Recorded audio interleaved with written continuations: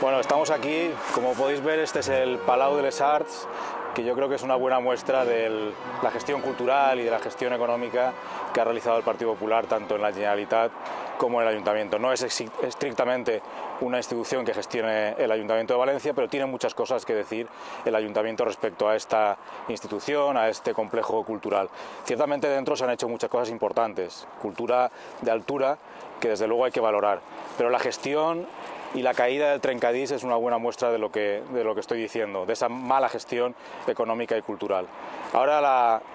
el antiguo gerente de este centro y la directora del Palau de les Arts tendrá que explicar muchas cosas ante la justicia. Entre otras, tendrá que explicar a la justicia y a los propios ciudadanos por qué teníamos que pagarle determinadas cantidades por dietas, por qué supuestamente estaba cobrando comisiones y por qué, una cosa bastante curiosa, cuando tenía que hacer sus viajes teníamos que pagarle 2 billetes en preferente para que ella pudiera ir con un espacio vacío a su izquierda.